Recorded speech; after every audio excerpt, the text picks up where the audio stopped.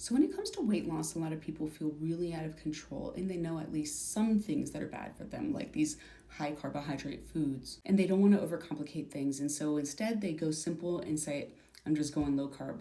Because the thinking is, if I just eliminate the bread and the pasta and the pastries and cookies and cakes and dessert and whatever, I'll lose weight. And if they were to do all those things, that might be true. But here's the issue. It's not that the body randomly craves carbohydrates.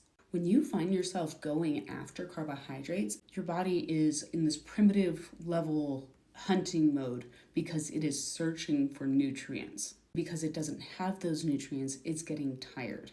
Your body is so complex and it has a ton of things to do and it needs nutrients to get them all done. Because it doesn't have those nutrients, it gets tired and it starts to break down. It needs energy not just to think and walk around, but to do a bunch of things on a cellular level. It needs to be pumping blood. It needs to be breathing.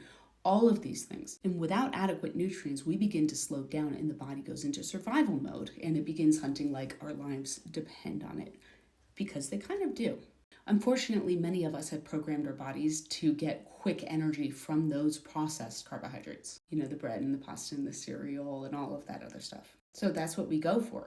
But those things are not giving the body the nutrients that it needs because they have been processed and stripped of their essential nutrients that the body needs to function. So you eat them, you get the quick burst of energy, you crash, then you're hungry again, and the cycle repeats. So then a lot of people gain weight like this, and then they declare they're going on that low carbohydrate diet. And things like this happen. They go to a restaurant and they look at the menu and they're looking at the pasta and the sandwiches and they're like sad that they can't eat them. They're like, I can't get dessert. I'm not allowed to have dessert until they quote unquote cheat. And they end up right back where they started or worse. And then they think to themselves, I have no discipline. They feel ashamed. They go, I just love carbs. This is what I am, and they are the essence of life, and they make me happy, and I give up.